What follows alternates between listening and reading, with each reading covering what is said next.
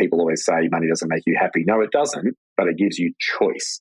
Choice which school you send your kids to. Choice what area you live in. And whatever you choose probably will make you happy. And so money doesn't make you happy, but it does give you choices, and choices to be able to do the things that you want in life can definitely make you happy. You're listening to Elevate, the official podcast of Elite Agent for real estate industry sales professionals, property managers and leaders. With thanks to our partner Connect Now, Elevate brings you the best tools, thinking and strategies to elevate your results. To get access to all of Elite Agent's premium resources, including a detailed episode guide for this podcast, visit joineliteagent.com. And for more information about how Connect Now can make moving easier on your clients, visit connectnow.com.au. Here is your host, Samantha McLean. Hey everyone, it's Sam here. Today's guest on the Elevate podcast almost needs no introduction. He's been in the industry almost 20 years and worked his way up from rookie status to high-performing agent to running his own agency. He started UrbanX more than a year ago, and last year the brand ranked 24th in the Australian Financial Review's Fast Starters list. So Dan Argent, welcome back to Elevate. Thank you so much, Sam. And gosh, I feel old now that you've reminded me of 20 years in the industry. Yeah, well, none of us are getting any younger, so we all just have to suck it up a bit, don't we? That's it. So just quickly, tell me about being named on the AFR Fast Starters list. That's a pretty big deal. Good recognition for what's happening with UrbanX. Yeah, thanks so much, Sam. I was really, truly blown away by that. The business was growing pretty well, but then when they said, oh, you're actually the 24th fastest growing new company in Australia, I was like, whoa. Yeah, so that was cool recognition, and for the whole team as well, because UrbanX isn't just me. There's 75 people in our team now that come to work every day to make this a reality. So super cool recognition for them. And I think as well, Sam, super cool recognition for this sort of not shift in the industry. It's just an alternative, probably, let's call it, for people that want to do something different. It didn't exist when I went into business for myself back in the day about 10 years ago. And clearly the recognition shows that people are engaging with that. So yeah, really cool moment. Yeah, absolutely. And so people that read the brief will know that there's been fairly steady stream of people joining forces with UrbanX, because we feature those people regularly. How many agents are you up to now? 165. Yeah, wow, that's pretty good. Yeah, and that's in 3 years. Yep. And growth plans for the next 12 months? Remember that little cartoon, those two mice, and they always end every episode, what are you thinking now? And the other one goes, try to take over the world. Yeah, that was going to be my answer. No, look, we just want to keep doing what we're doing, very much just staying in our lane and offering an alternative to high-performing agents that have a desire to work for themselves and build their own business, but don't want to take on all the back-end work and marketing and branding and trust accounting and all of that. And I think, Sam, there's a lot of them. I think there's a lot of really aspirational people in our industry. I think that's why it's such an amazing industry. I think that's why some people make an eye-watering amount of money in this industry, because ambitious people can. And then I think, to your question about the next 12 months, I started working for myself. The whole turning point in my career when I left the agency that I'd worked at for 7 years and went out on my own was the last time the market did what it's doing now. Literally in 2011. That was January 2011 was when I went out on my own. It was really, Sam, driven out of financial need to go out on my own. And this period that we're in now is now my third downturn that I've experienced in 20 years. And it feels, you've been in this industry a long time. I'm sure you could maybe agree with this. It feels like it has in the last downturn. Rates are going up, inflation, market slowing down. And, the core logic numbers that just came out just prior to us hitting record on this was that across Australia, sales are down 21% in the last 12 months and prices are down 9% on average, which is a cumulative effect on agents' incomes of down 30% in 12 months. That's a lot. Yeah, that is a lot. So let's dig into that a little bit, because it has been kind of a challenging year.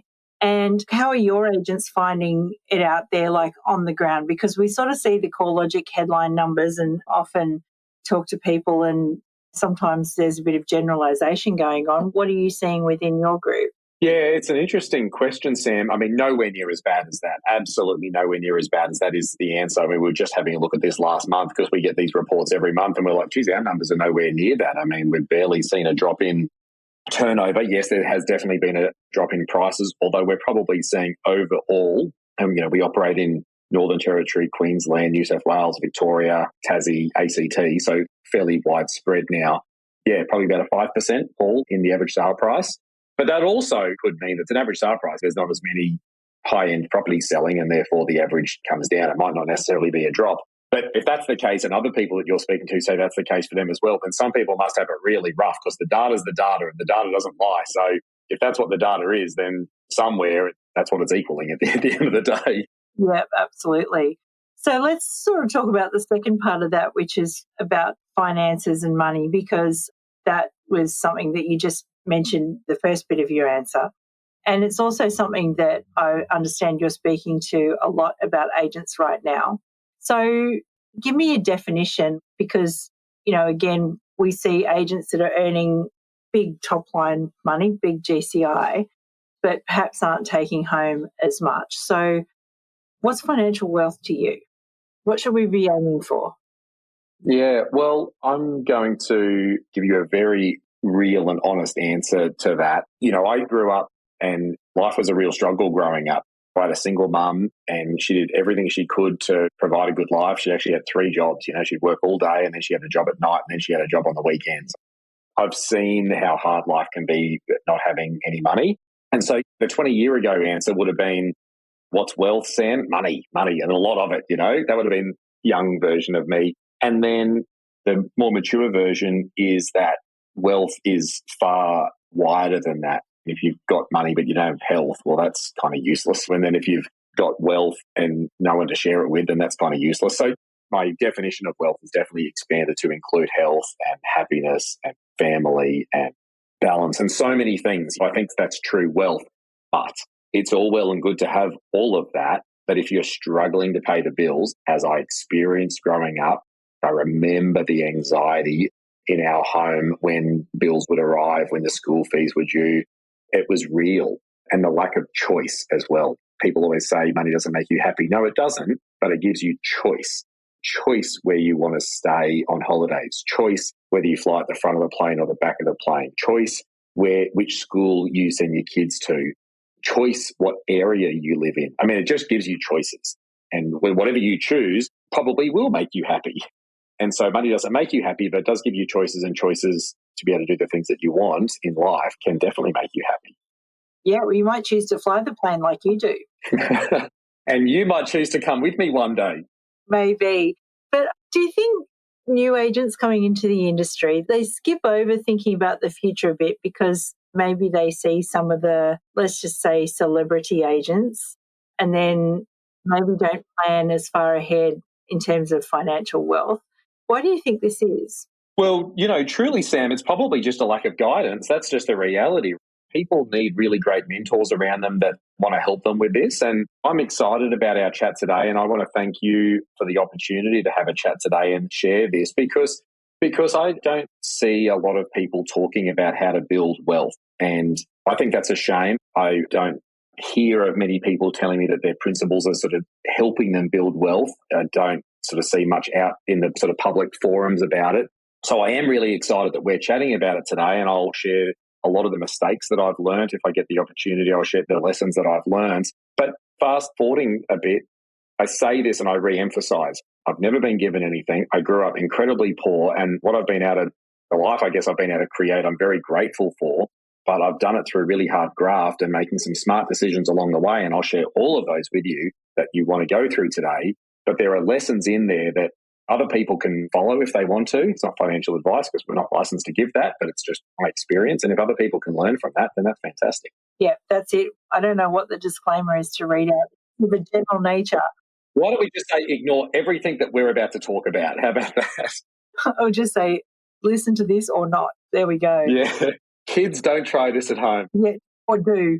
Because I guess my next question is, they say in real estate a lot that you fail to plan and plan to fail. And you talk a lot about setting some KPIs, like financial KPIs, to sort of pave the way.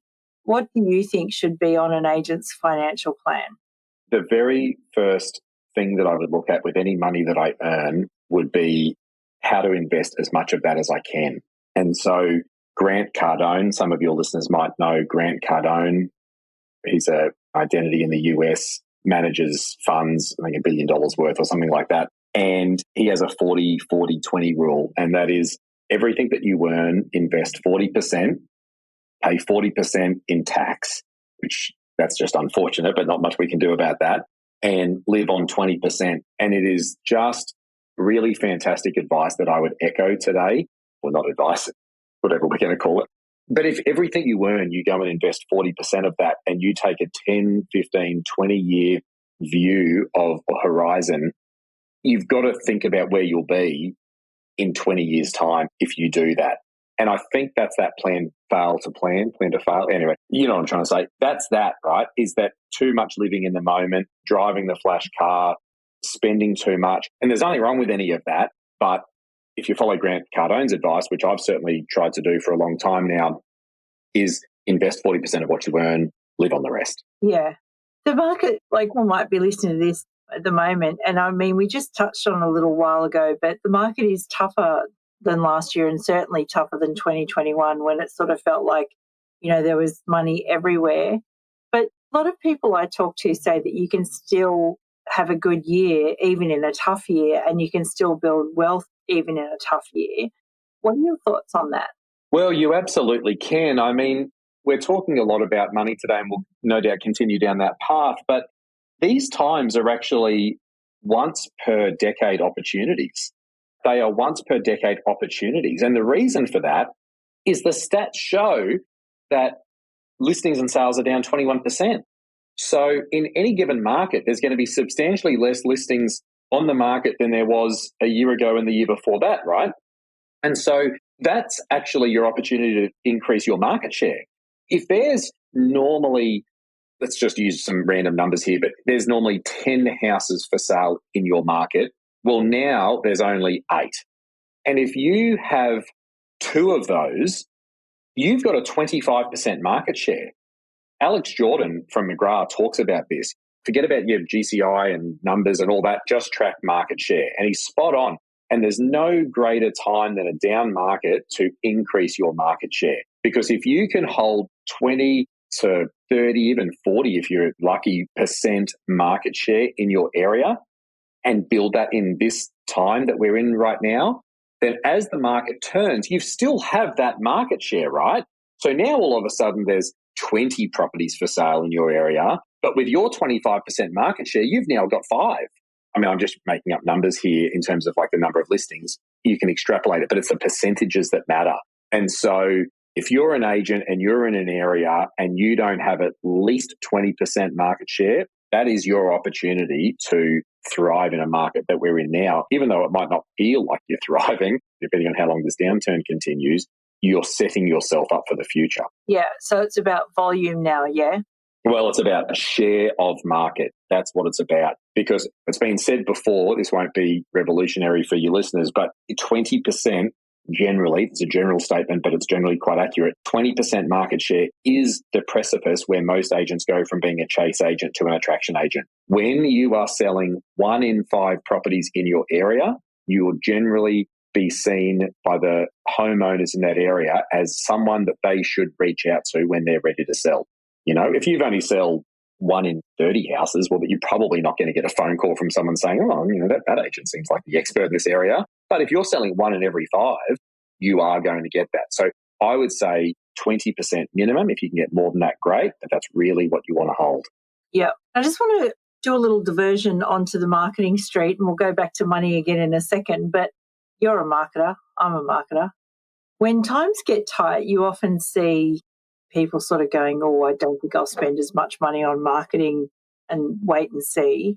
Whereas I think the opposite. I think, you know, when they go low, you go high, you know, and really sort of have your name out there. What are your thoughts during this time? I agree with you, Sam. Double down, go harder. Because I just said this is a once in a decade opportunity. I mean, in the good times, yeah, okay, you're making all this money, but so is everyone. And so everyone's sponsoring a lead agent and everyone's doing everything. Like when the market's good, everyone's making money, everyone's doing everything. You're just competing. You're in the sea of sameness. But when the market downturns and everyone stops spending money, that's your opportunity to double down and amplify even more what you're doing. If you do a letterbox drop once a month, great. Now do one every week. If you send an email newsletter once a month, great. Now send one every. I mean, this is your time to really double down because, again, you asked me if there's one thing. The one thing that I would say, Sam, is have a long-term horizon. Most people just look 5 minutes down the road. They just look at their next listing, the next sale, the next listing, the next sale, the next bill. Everything's just the next. But if you go, no, here's where I want to be in 5 or 10 years' time, right? You now, big picture. And you go, all right, I want to be the number one agent in this area. I want to be making $2 million a year. I want this home, this car, this school for my kids. This is what I want my life to look like. You start to make better decisions today because when the market downturns like it is now and agents' incomes on average drop by 30% in 12 months, that's a lot. You start to think, well, the quickest thing I can cut here is my marketing spend. But if you go, yeah, but that's just now. I've got a 10-year view of where I want to be. And in fact, if I spend more now, if I bring on more people in my team now, if I do all of these extra things now, yeah, I'll really suffer financially for a little period of time, but that's a short-term blip on the radar because where we're heading, that's not going to matter. And I just urge people to have a 10-year horizon always and keep reviewing that because you'll make better decisions today.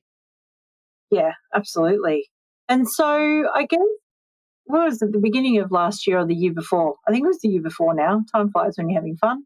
We had Ryan Serhant on the podcast for $1 Million Listing, and he sort of said that he started his own business, Serhant, at the beginning of COVID when everything kind of went to crap. There was a heap of uncertainty, and I do know other agents who have gone into business for themselves when times aren't exactly ideal.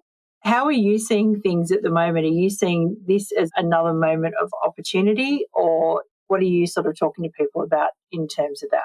It is a huge opportunity because the data doesn't lie. The average agent's income is down 30% year on year. There's not many other industries. I mean, even though you can make a lot of money in this industry, but there's not many other people that you'll speak to whose income has dropped 30% in 12 months. And it's like the cost of living's going down. So we're inundated at the moment. Literally, we're having approximately 300 phone calls a week. I mean, we are inundated at the moment with agents that are going, I actually need to make a change. It's almost, I feel like at the start of our journey, which started 3.5 years ago, people were really attracted to the brands that we were developing and the marketing that we would do for the businesses that we work with and the support.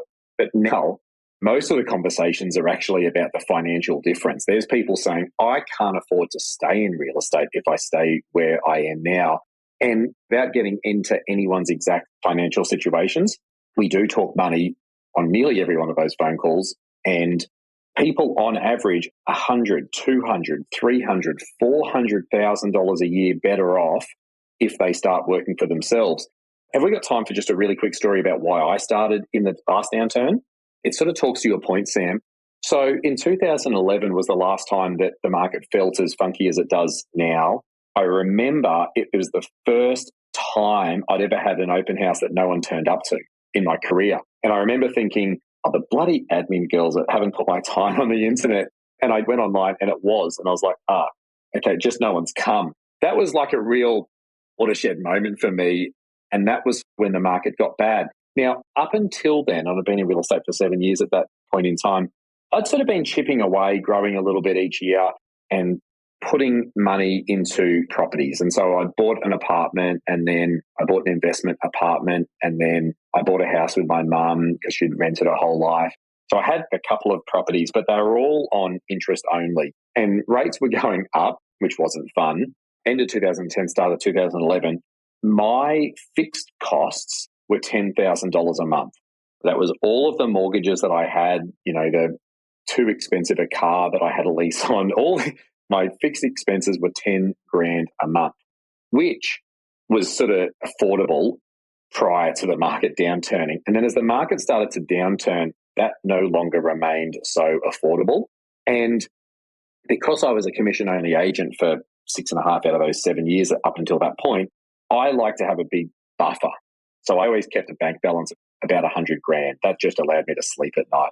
And in that sort of 2010, 2011 period, because I was earning so much less when the market started to drop, and I went from sort of selling one house a week to one house every 6 weeks, like it really slowed like it is now, that balance got down to 5 grand. And I remember it so well because I was so scared. I was like, crap, what do I do? And how am I here after 7 years of slogging myself? How am I here? And that was like a mega, mega turning point for me. I did a couple of things in that moment. This does answer your question. I looked at how much I was earning, but I didn't know where it was all going. And I was giving away 40% of everything that I earned to the agency that I worked for. And then out of my 60%, I had a whole heap of expenses, which dropped that down. And then obviously tax came out. And so there actually wasn't that much left at the end. And Tom Panos always talks about the $1 million agent that's broke. And because it's the same thing, $1 million agent, 10% in franchise fees, need to end at 900, 50% to your office, need to end at 450, PA, need to end at 350, super, need to end at 300. You know what I mean? Like it disappears real quick. And so I went out on my own. That was the only reason I left where I worked. It was the only place I'd ever worked. And I went out on my own and I needed that extra money. And I took that extra money. I didn't change my lifestyle, which comes down to that Grant Cardone advice that I shared before. I took that extra 40% and I just plowed it into my mortgages. I thought, I am never, ever getting into this situation again. I was literally just pumping that extra 40% into the mortgages that I had. Paid off my house first. And I was like, oh, wow. I still have the letter from the bank to say, congratulations, you paid off your home loan. And I paid off my mum's house. And then I paid off my investment property. And then I started just continuing that. You know, when I bought another investment property at the beach, I paid it off in just under 2 years. And I just kept doing that, Sam. I never could do it before.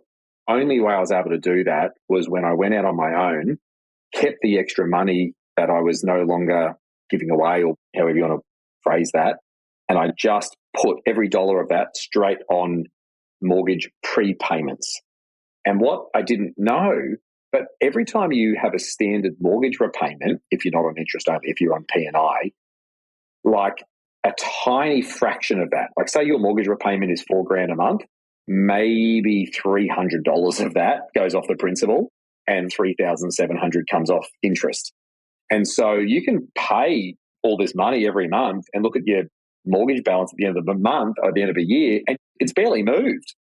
It's only if you look at a mortgage sort of spreadsheet, it's only really the last couple of years that actually pays the mortgage down.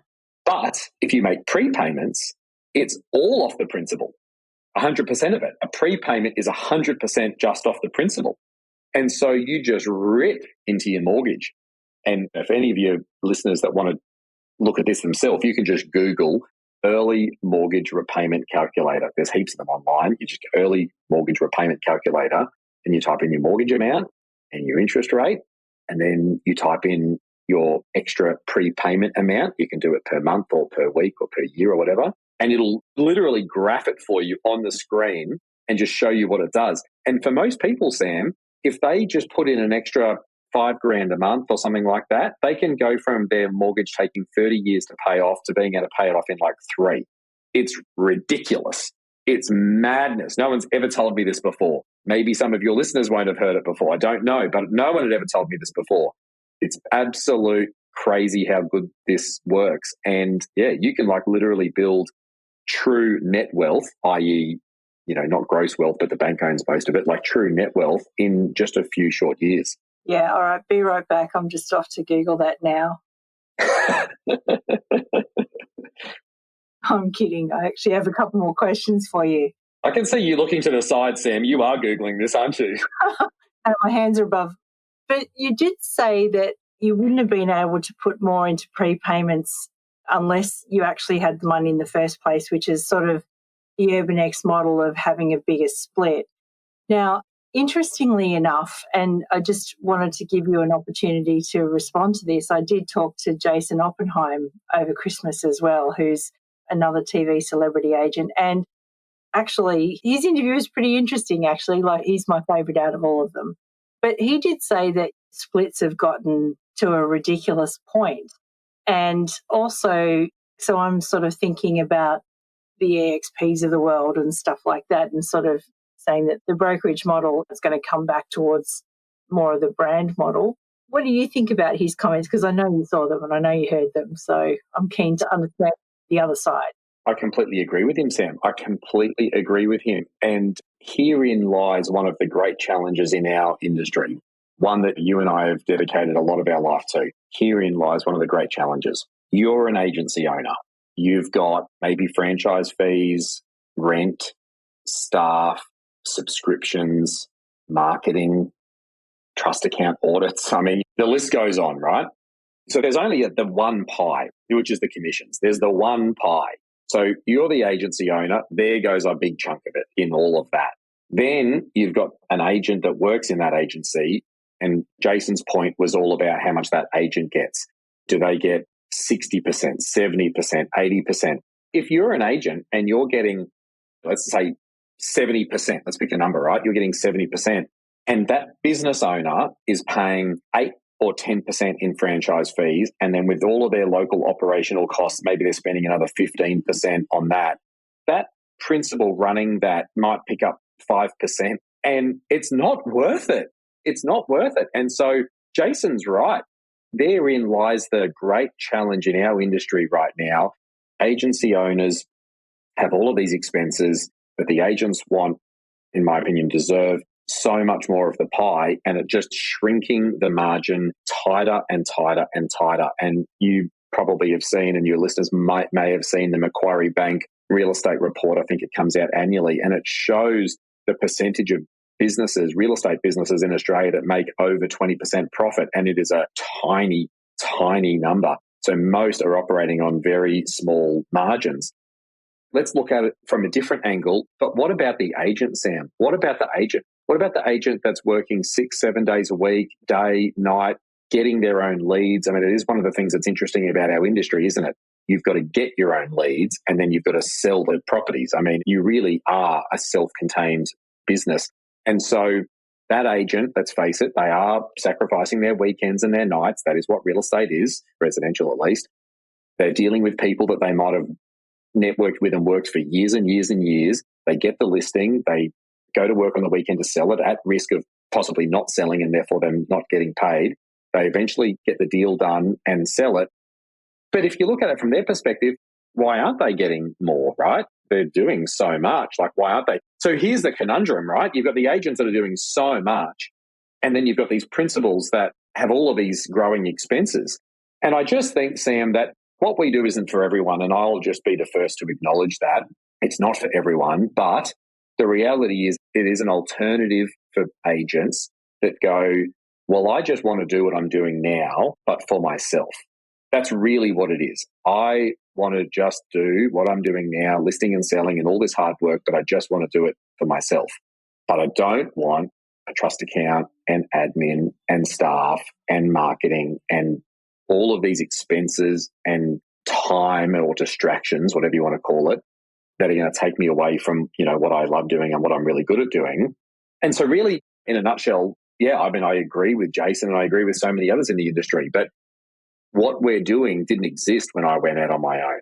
You just had to do it all yourself or don't and work for someone else. And it was my experience of how good that is, but how bloody hard it is, that made us go, well, maybe there's an alternative, which is like a middle ground where everything's done for you, but you are actually working for yourself and keeping more. So, yeah, I agree with Jason, but I think there is an alternative as well. And my final point on that is, and I'm going to give a plug to another company in the US where Jason is. They're called SIDE, S-I-D-E, and they do exactly what we do, but in America, and they are sweeping through the US, absolutely sweeping through the US. Some very high-profile agents you may have seen in New York have just recently joined them. They help agents to be able to just do what they do now, work for themselves, but fully supported. And this is not just in Australia, but this is definitely happening in other countries around the world. Yeah, it sounds like your business model has some good ways of lowering the cost base, though, because that's what we're really talking about here. If you can afford to give a better split, it must be because your costs of doing business and scaling that business are lower. Is that a decent summary? Two things happened at the crossroad for me to sell the agency that I had built for 7 years and then start UrbanX 3.5 years ago.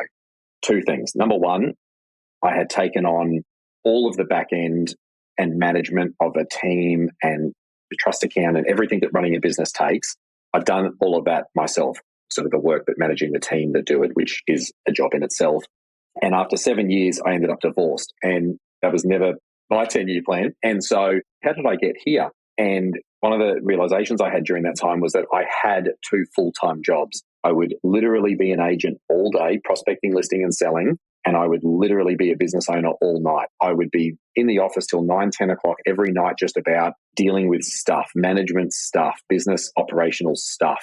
And how do you maintain a relationship with anyone else or even yourself when you're doing that? So that was my price that I paid of running my own business. And so I thought, okay, there's got to be a better way than this though. And then, to your point, Sam, sitting outside my office one day thinking about all this and all of the work required to run a business. And this thought hit me and I was like, there's 10 agencies in my suburb and all of them have the same problem. All of them have exactly the same infrastructure. All of those principles that I just sort of went through before and their conundrum, all of them had that. They all had a bunch of staff, bunch of wages, which aren't getting any cheaper, bunch of subscriptions, bunch of franchise fees, bunch of marketing costs.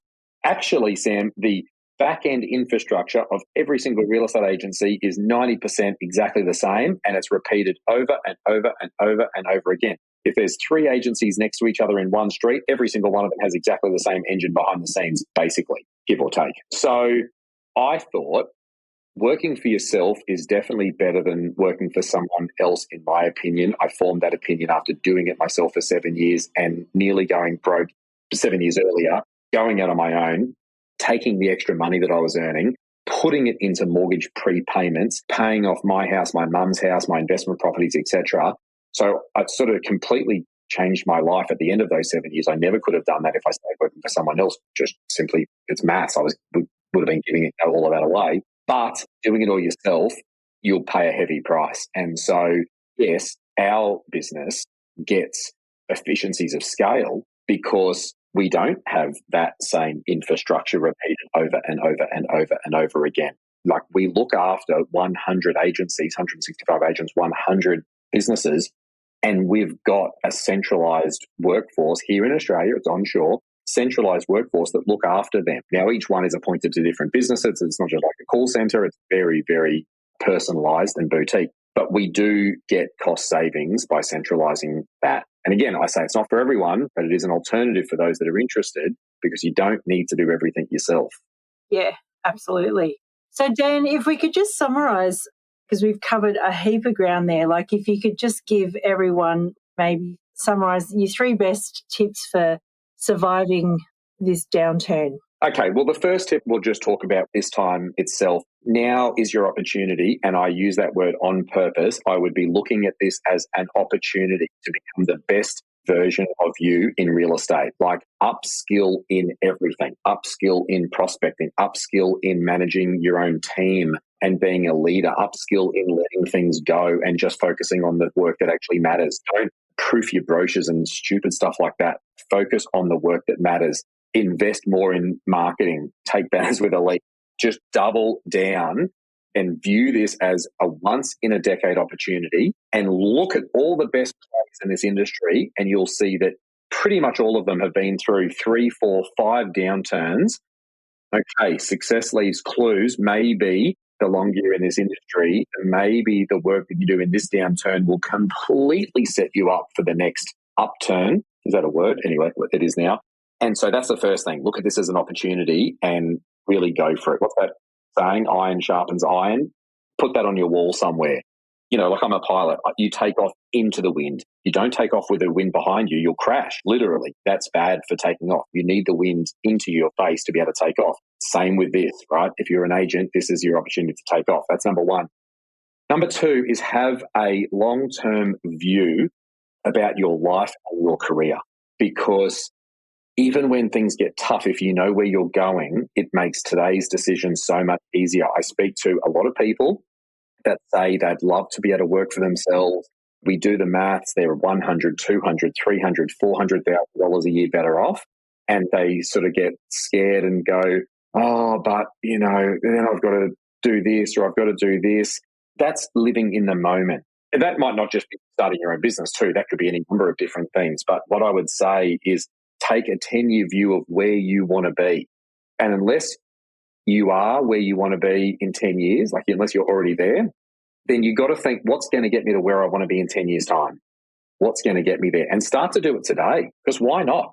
Or at least start edging in that direction. That would be the second thing that I'd say. And the third thing that I'd say is I got into real estate 18, 19 years ago, having grown up very poor and having gone to school with a kid whose dad was an agent and always picked him up in a nice car. And I thought, oh, that looks interesting. And so I actually went and worked for that guy for 7 years. And after 7 years, I'd worked bloody hard and I'd earned pretty good money, but I didn't do anything intelligent with it during that time. And when the market downturned, I nearly went broke. And that absolutely scared the crap out of me, because I was like, how have I worked this hard for this long and don't have anything to show for it other than all this debt with the bank that's costing me 10 grand a month to service? So I started thinking properly here financially, because ultimately, even though we help people buy and sell and do some amazing work in this industry, it is your career, it is your job, and this is your future self is going to thank you for this. It is the way you're going to build your wealth. And your wealth is going to give you choices, and choices are definitely going to make you happy, or certainly at least life easier. And so have a look at what your financial plan is, right? Have a look at the early mortgage repayment calculator. And after you have a look at the early mortgage repayment calculator, have a look at a compound interest calculator. Warren Buffett talks about this as the eighth wonder in the world, compounding interest. If you've got $100 invested at 10%, next year it's $110. The year after, it's $110 invested at 10%. It's now going to be $122. The year after, $122. You can understand what I'm saying. Compounding interest grows upon growth, And so if you might be $100,000, $200,000, $300,000 better off per year working for yourself, yeah, that's a lot of money, but you might think, oh yeah, but it's worth it. But then if you get, say, 200 grand this year and you invest it instead of spending it, and then you get 200 grand next year and you add that to the investment, which is already growing instead of spending it, and the year after, in 10 years' time, Sam, you'll have $5-10 million worth of net assets just by putting away a pretty reasonable number every year. And so my third point is, what is your future self going to thank you for?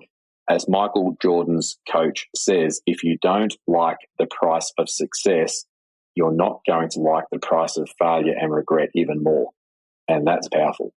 Yeah, absolutely. That is very powerful. That's probably a good place to leave it today. Thank you very much for coming on the podcast again. I've enjoyed catching up, and thank you for sharing a bit of that wisdom and knowledge, and particularly your story, because I think a lot of people will resonate with that. But Dan, if I could ask you one more question, which is the final question I ask all of my guests, if there was one piece of advice you could leave everyone with, and I don't know that it could be any more powerful than Michael Jordan, but let's give it a go anyway. There was one piece of advice you could leave everyone with, what would it be? It's a great question and powerful when you put it down to one, but I'm going to reiterate something that I said there. Money doesn't make you happy, and it's important to know that. No one ever told me that when I was younger. I thought it would. Really defining what true wealth looks like for you is super important. You can get like those balance wheel things, and it would be good for anyone to sit down with their own balance wheel and really define what true wealth looks like for them.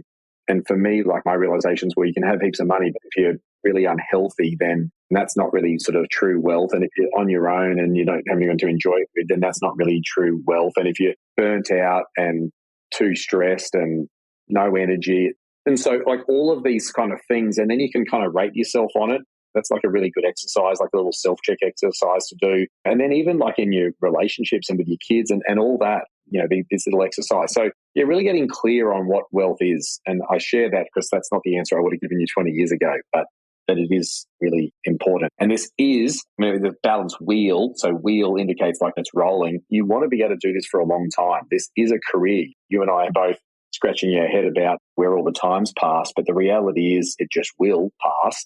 And you want to be able to do this for a really long time. The only way to not sort of be in and out of this industry is look after yourself. Don't burn out. It's super important. Yeah, especially during times like these. Dan Argent, thank you so much. We hope you enjoyed this episode of the Elevate Podcast, with thanks to connectnow.com.au. Don't forget, to get access to all of Elite Agent's premium resources, including a detailed episode guide for this podcast, visit joineliteagent.com.